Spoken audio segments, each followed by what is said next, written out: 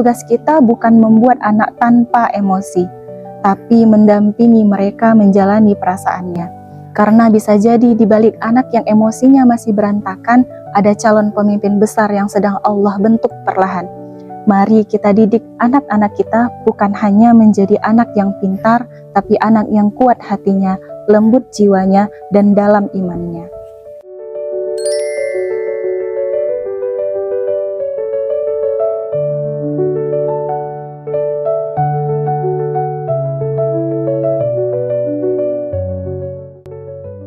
Assalamualaikum warahmatullahi wabarakatuh. Innal hamdalillah nahmaduhu wa nasta'inuhu wa nastaghfiruh wa na'udzu billahi min syururi anfusina wa min sayyiati a'malina. May yahdihillahu fala mudilla lahu wa may yudlil fala hadiyalah.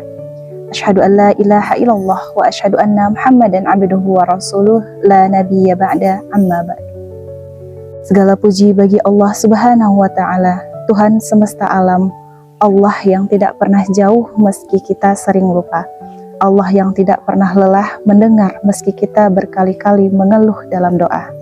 Shalawat dan salam tak hentinya kita sampaikan kepada Nabiullah Nabi Muhammad SAW dengan mengucapkan Allahumma sholli ala Muhammad wa ala ali Muhammad. Assalamualaikum ya Rasulullah. Sahabat Ramadan, sekolah IT Insan Teladan yang Allah cintai. Hari ini kita tidak sekedar bicara tentang nilai, ranking, ataupun lomba. Kita bicara sesuatu yang sering luput tapi sangat menentukan masa depan anak-anak kita, yaitu tentang emosi. Karena seringkali di balik anak yang sulit diatur, ada hati kecil yang belum dipahami. Apa itu emosi? Emosi adalah perasaan yang Allah tanamkan dalam diri manusia, baik itu berupa bahagia, sedih, marah, takut, kecewa, ataupun bangga. Bahkan para nabi pun memiliki emosi. Nabi Yakub menangis karena rindu kepada Nabi Yusuf. Rasulullah SAW pun sudah pernah melalui tahun-tahun kesedihannya dan penuh dengan marah. Artinya emosi bukanlah sebuah kelemahan. Namun yang membedakan orang hebat bukan siapa yang tidak punya emosi, tetapi siapa yang mampu mengendalikan emosinya. Sahabat insan teladan yang Allah cintai, untuk apa Allah memberikan kita emosi? Tidak ada ciptaan Allah yang sia-sia, termasuk emosi. Tidak semua emosi itu harus kita hindari. Allah Subhanahu wa Ta'ala memberi rasa takut agar kita kembali kepadanya. Allah memberikan kita rasa sedih agar kita belajar berempati. Dan Allah memberikan rasa marah agar kita belajar untuk bersabar. Allah berfirman dalam surat Al-Mu'minun ayat 115 yang artinya, apakah kamu mengira kami menciptakan kamu dengan sia-sia? Sahabat sekolah insan teladan yang Allah banggakan. Lalu bagaimana cara kita mengelola emosi dalam Islam? Islam adalah agama yang sangat memahami hati manusia. Bahkan dalam marah pun Islam memberi solusi yang lembut dan praktis. Adapun yang pertama yaitu sadar bahwa Allah melihat hati kita. Kadang kita bisa menahan sikap di depan manusia, tapi tidak di dalam hati. Sebagaimana firman Allah Subhanahu wa Ta'ala pada surat Al-Mulk ayat 13 yang berbunyi, A'udzubillahi minasyaitonirrajim. Bismillahirrahmanirrahim. Wa asirru qawlakum awijharu bih. Innahu alimun bidzatis sudur. Artinya, rahasiakanlah perkataanmu dan nyatakanlah. Sesungguhnya Dia Maha mengetahui apa yang ada di dalam hati.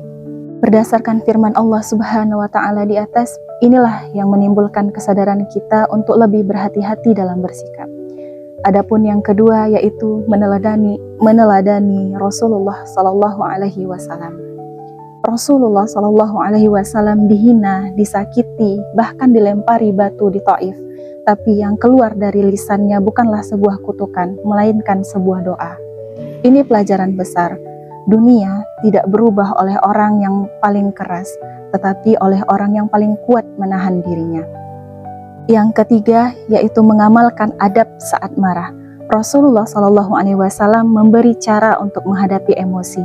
Sebagaimana Rasulullah SAW bersabda yang artinya, jika salah seorang di antara kalian marah dalam keadaan berdiri, maka duduklah. Jika belum hilang, maka berbaringlah. Hadis riwayat Abu Dawud.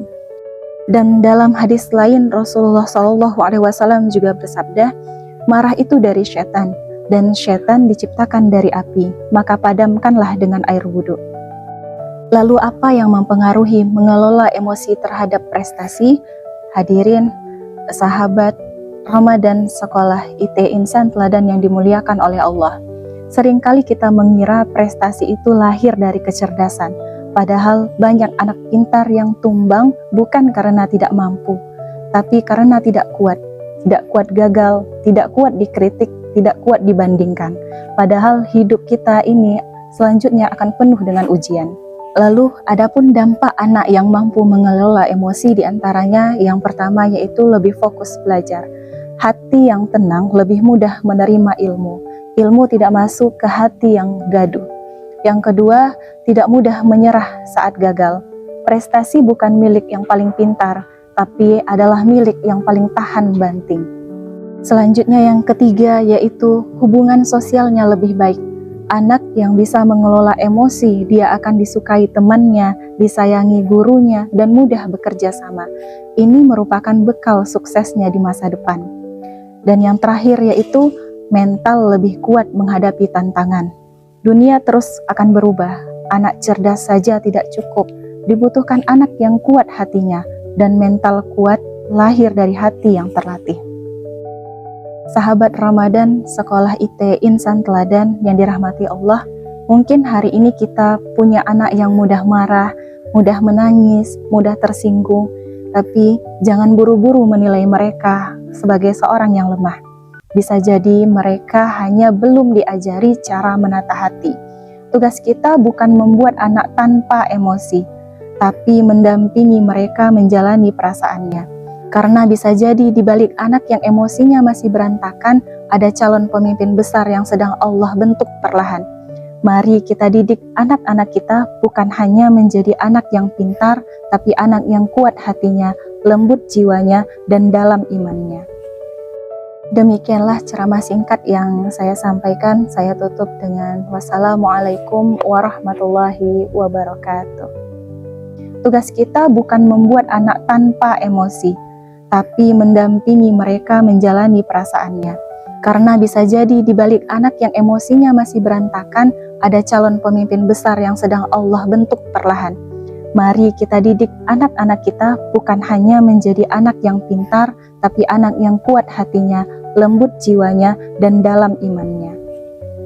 Demikianlah ceramah singkat yang saya sampaikan. Saya tutup dengan wassalamualaikum warahmatullahi wabarakatuh.